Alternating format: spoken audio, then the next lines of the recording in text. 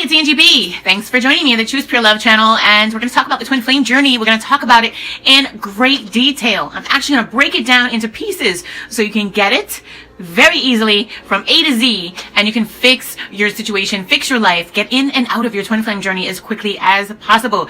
There's so much misinformation. I'm not sure how many parts yet, but this series is actually going to straighten out all of those corners for you so that you can just get moving. A lot of you are stuck and don't know why you're stuck because you don't even know where you are. So I finished my twin flame journey a long time ago, and I realized it, and I'm waiting for my masculine divine or divine masculine to actually catch up to me. He's going to do his thing. So what I realized is that this is the opportunity for me to explain to you what really is the twin flame journey, what's really happening, and where are you. It's up to you to figure it out, but I'm going to navigate you through or give you the GPS coordinates to get you through, most appropriately through your journey with this much in-depth understanding as possible. So what makes me qualified to explain this? Wow, I am a twin flame. I am a twin flame. I know that I'm a twin flame. It's been verified in many psychic readings, tarot readings, psychic intuition, in meditations, and I've had people meditatively connect to my energy and my twin's energy through Reiki and other telekinesis and other realms of 5D astral travel to determine whether or not I am a twin flame, to help me to verify that, and that was a few years ago. And so I've been on a twin flame journey, just doing the journey, and I shared as much as I could share, but a lot of it I couldn't really share, so it was difficult. It was more of focus on experiencing, Angie, and share later. So now it's time for me to share. I'm done with my journey. I'm done with that part of it. It's been like several cycles of twin flame journey. I'm probably not done with it because you're always going to be a twin flame when you are on a twin flame journey. But one of the biggest misconceptions is that the twin flame journey is a lifelong thing. It's not. It's a very temporary phase of your life. So I'm going to get into the very deep and detailed logistics of your twin flame journey so that you can understand what the hell is going on. Thank me later. I love you. All right, here we go. Let's get started on your twin flame journey.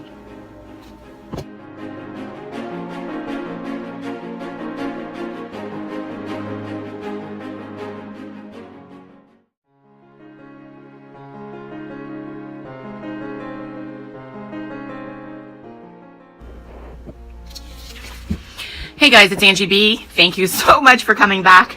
We're going to go and talk about part number 3. Part number 3 is a little bit different than the actual journey. It's more of my personal statement. So I did mention before that I had some regrets on my twin flame journey. I want to talk about them. They're not probably any more different from some of the regrets that some of you may actually have on your journey, but I did want to clarify and talk about them. So let's get started. All right, thanks for joining me, guys. Here we go. Regret number 1 for me, and there weren't a whole lot, but it's the pain. The pain and the talking and having this poker face and trying to actually be this poker-faced person who's appearing in front of coworkers, constituents, family, friends, and even your lover, really a freaking mess, but pretending to be okay. I suffered and struggled with that. It's a very difficult thing to do. I can't do it anymore. Doing it on camera made me feel a lot like a hypocrite. It made me feel a little bit like a liar. It made me feel like I was compromising my integrity because I was really angelically pushed in most of my circumstances to share. The sharing is so essential. You have to hurry. You have to learn your lesson. You're a leader. You need to get out there and you need to share and you need to be able to help others. How can you share? How can you think about someone else when you're dying? You're on the floor, you're crying, you're in pain, and you're really forced to go through these, whether they're metaphysical or morphicism, whatever it is that's happening to you, it's a transgression of energy. You're changing. And so in the ascension process, holding that poker face, I think I had a tremendous regret for that. I don't think that I faked myself with you, but there were times where I had to perform readings and I really didn't feel like it, or I had to tune into the Twin Flame Collective to do a Twin Flame reading, and I didn't feel like it because that meant having to connect to my twin, and I didn't feel like it. It meant having to be honest that I'm receiving these transmissions as well, or this energy or connectivity as well, and I didn't feel like it, but I had to. And I had to put myself aside and swallow my pain in some instances and not really deal with the pain. I had to sort of, in some instances, almost pretend that it didn't exist. So this isn't, it has been an issue. It cannot be an issue anymore. So that is a regret. So now what I do to actually prevent being in that situation or that energy anymore is I will carefully and thoroughly commit to myself. First and foremost, this is a self-love journey. And so in self-loving, I am no longer going to share anything unless I'm really done with it. So if you've seen a production of it, I'm done with it. And, you know, the last 2 videos that I did last night, I can see my energy. I don't really watch my videos, but I do see them when I'm editing. A lot of the things that I say sometimes are channeled energy. I'm never always completely present in my body. So, oh wow, I seen it. And I was just so much more vibrant and participative and, maybe even a little alluring as far as my femininity. And that's nice. I like to see that. So that's the correction that needed to be made. And, you know, so I no longer have to have that regret in sharing while I'm in pain. I'm not going to do that anymore. I'm not going to compromise myself anymore. I'm going to get through that pain and be as thorough and concise as possible when I do share, because I know that I'm sharing to help and heal with the rest of you on your journey. Number 2 was the lack of support. You know, when you're going through that chrysalis phase and you're breaking away from friends and family, and you're in this high vibration energy, you're literally going to understand and experience the support network that you once knew, loved, and trusted and relied on isn't real, doesn't exist, and it fails. It lets you down. And in fact, they let you down when you kind of need them the most. That hurts. It sucks. And it's going to be your reality. So like it or lump it, someone's going to break away from you. And you're going to need them. You're going to need them. And you're going to have to figure out how to be there for yourself. So having a lack of support was also a regret. There was no preparatory stages for that. I didn't expect any of the people to pull away from me who did. They were the ones that I expected to be there. It was the ones who I least expected to be there for me who shined. My best friend, my sister, really shined. She was the only one I didn't want to talk to, but she's the only one who shined through everyone else, and she's still there, and she is my rock. My rock. My dad always told me it's the one that you least expect. So I don't know, whatever works for you. But having a lack of support was a really big tribulation in this cycle for me. Another regret that I have is a lack of network. I really felt like connecting to other twin flames was dangerous. Very dangerous, even though this is your soul tribe, right? Your soul tribe family is going to be other twin flames on that twin flame journey. They're going to be other soulmates. I only attract soulmates now. I just met a new soulmate 2 days ago. So yeah, they come and they come for you as you need them, and they have a job, you have a contract, so you have to be open to that. But the network, to just go out there and put yourself into a network and say, hey, I'm going through this, I need a support network. You know, it wasn't that easy. I got attacked a lot because your journey is so actually personalized. It's between you and God, and it's such a specific journey, and then it involves this third person who is your twin flame mirror. So for you to go into this network or connectivity of some kind of network, it really, it took away from me having that personalization in my journey, because I had to always constantly put myself aside to end up caring for and nurturing the egos and the esteems of others, because I'm a giver, I'm a savior, I'm an angel, I'm a twin flame, and I think I can see through all of this. And I think there's nothing more disgusting than someone who, I don't know, I shouldn't say that, but it's when you can't find your way out of a paper bag. No one's going to get you out of that bag. You got to come out of the bag to get help. So the twin flame journey is kind of a paper bag. You get put into the paper bag and you have to find your way out. I can't do that for you. You have to do that. Once you come out of the bag, then I can help you. But I was actually stupid and looked for help in the bag, and no one in the bag can help you. So there's a lack of network support, and that makes you feel alone. It makes you feel like no one cares, no one will support you, no one can help you.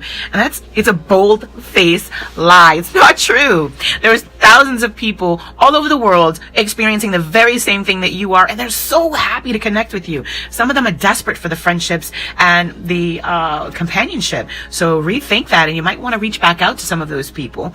I really did feel a lack of network. I didn't really understand who to talk to and where to go. And the people that I did go to, ironically, I was stronger than them. I was smarter than them. I was wiser than them. And I became the leader in every group that I went to for help. And so no one could help me. This doesn't mean that I'm better than anyone, or smarter, or faster, or swifter, or better connected. It doesn't mean any of that. It means that this is a personal journey. I didn't have a whole lot of karma to get rid of. I had a self-worth lesson to learn, and I had to teach my twin a self-worth lesson.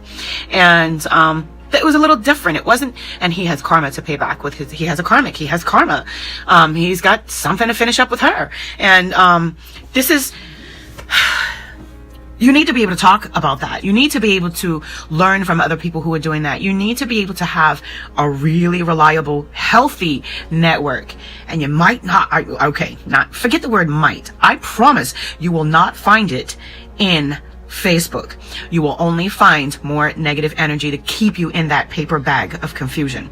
So, for my antidote for the lack of support is to create the support. Create the stream and let yourself attract what you need for support. And you will. And that's what I did. And that's a lot of how Choose Pure Love was born. It was actually an old page, 360 degrees of self-love. When I started my self-love journey, it wasn't a twin flame journey. It was a self-love journey. And that's how it really was a twin flame journey, but it's quote unquote my self-love journey, because this shit is for me. When I evolve, how does that benefit my twin? Well, it does energetically. But when I evolve, it doesn't do shit for you. It helps me and it helps him. We are one. So my evolution, or my evolutionary process, and his as well, is very personal. His evolutionary process, his wellness, damn right, it's my importance, it's my responsibility. It helps me, it supports me. When he's down, I'm down. We're down together. And so there's no real genuine lack of support that really truly understands that in that full max capacity, to where I was able to be supported. And so I felt alone, and loneliness is really a bad emotion to feel when you're in this kind of trouble. So the number 4 thing that I was really regretful about in my twin flame journey is the lack of accuracy in information. It's so disgusting how much information is absolutely inaccurate out there. There are people spewing shit about this twin flame journey that is absolutely not true. They are making shit up as they go along. They are saying, and I can see, I'm a Libra, and I really can understand. I can be very manipulative with my words, but I'm not that type of person. I don't have it in me. But that's the kind of egotistical aspect of Libra. I'm not a very egotistical person. My ego is extraordinarily healthy, thank goodness. But I can see how people easily manipulate others. Those who are on a twin flame journey, I know I can make a killing in money on twin flame readings. If I wanted to be a capitalist, twin flame topics are the capitalistic conversation for me to capitalize on. But do you see me cashing out on twin flames? No, I barely talk about it because it's so personal. It's so real. It's so hard. It's not easy. And there's such a lack of information that I had to pull away from the community and figure shit out for myself. Right?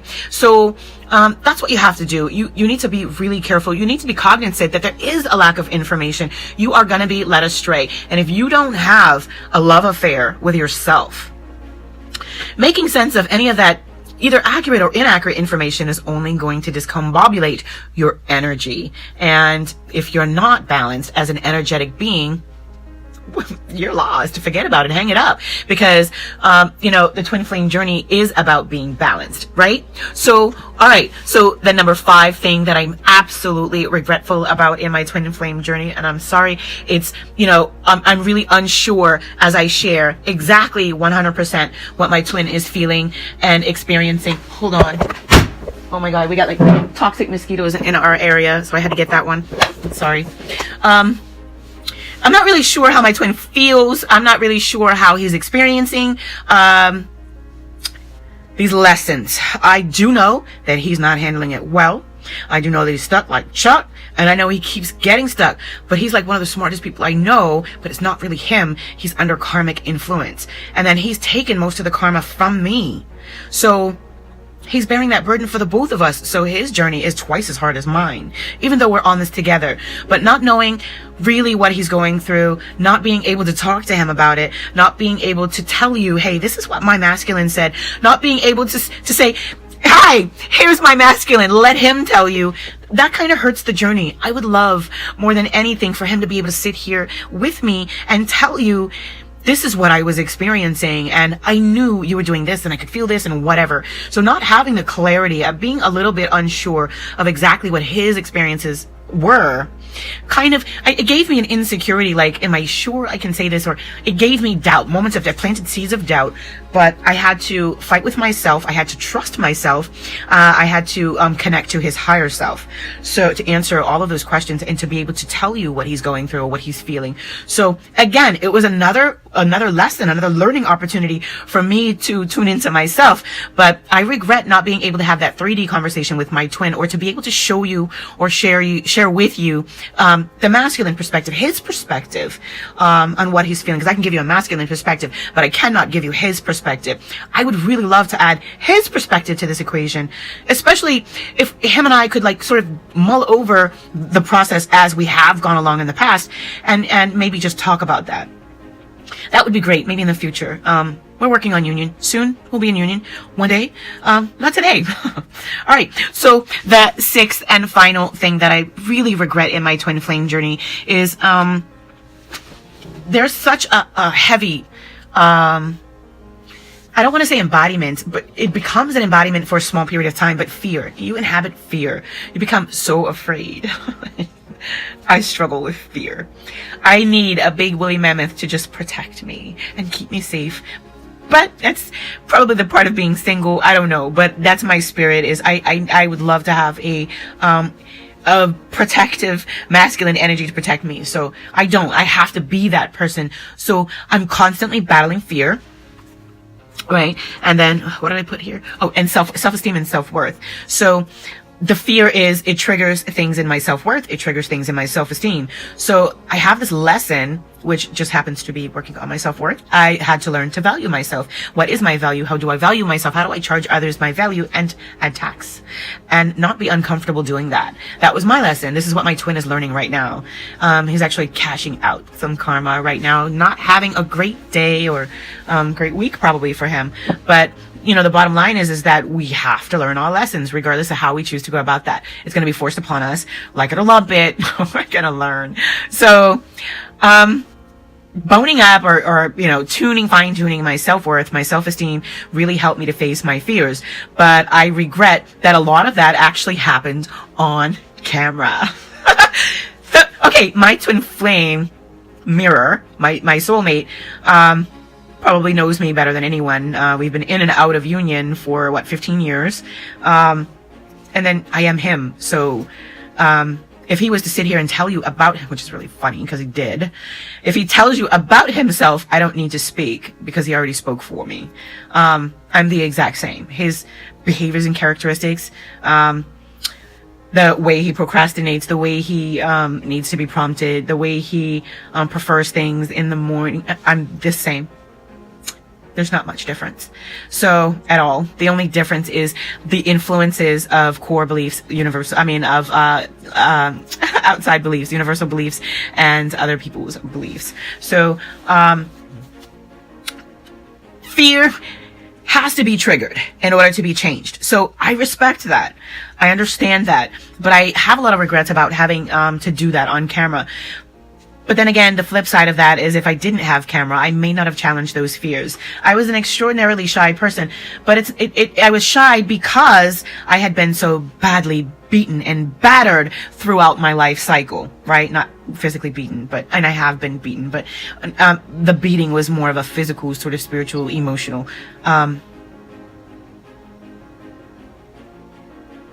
Oh, okay. Ian. Okay, I have an appointment in 30 minutes, you guys. Okay. Great. So, the last thing you want to do is hold on to the fear and hold on to the negative aspect of that.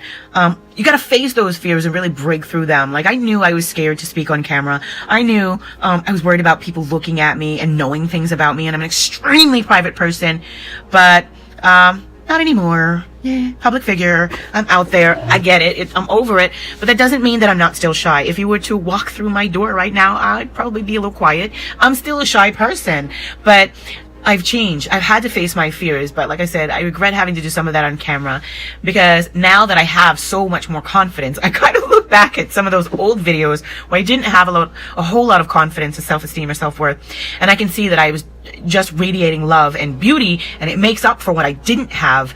But of course, I'm better now, so I don't know, maybe being a little mean on my own self, but having self-worth, strong self-worth, healthy self-esteem was a derivative of conquering and facing my own natural organic fears. So only I could do that. And you know, so it was a regret having done it on camera. There were a lot of instabilities, but it's inconsistencies in my behavior, my tone, my aptitude, my body language. I'm an empath. I am very psychic, very clairvoyant. I have a lot of gifts. I am also extremely flexible and sensitive.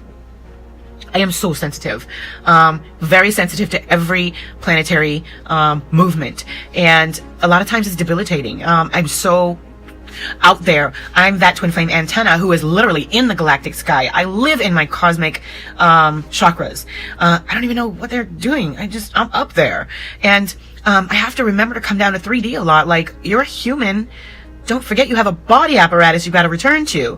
And I like to leave my body a lot, and I hate coming back to it. I don't hate it. I just like being out there so much more. So, unfortunately, when I'm channeling energies and I'm communicating with spirits and I'm in my ethers, I'm very different each and every time. I will say things that I have no recollection of. My face can change. My face changes a lot. My body changes a lot. I shape shift often. And that causes fear. And so, sorry, you guys see that shit on camera, but it's who I am. It's my truth. It's what I am. I'm a twin flame. I am a god. And I can be anything that I want to be. And I am all that I am. And I call forth each one of those beings according to what's necessary for the moment. And I'm not an expert, but I'm getting good at it. I'd love to teach my twin. I'd love to teach you, but that's not my job. It's your job to learn. It's your job to listen to your insides and, ask and find out, are you even capable of that kind of superpower? I know my superpowers. You may not know yours. You may not know them or be able to use them, but that's what helped me get through with some of my fear. So I regret that in some of my videos, I might look a bit of a hot mess. Sorry guys, I was disconnected, but I'm gonna go ahead and end the video anyway, because I really was done with what I had to say. I hope that you enjoyed this video. I hope it helps. I hope it makes a lot of sense to you. The most important thing is that you take your evolutionary process very seriously. Remember, it's a very personal journey. You are not alone, but you are responsible. So if you're not taking responsibility, you're gonna end up with a list of regrets, as I did, and that was bullshit. Don't do it. All right guys, love you. Go love yourself. Bye.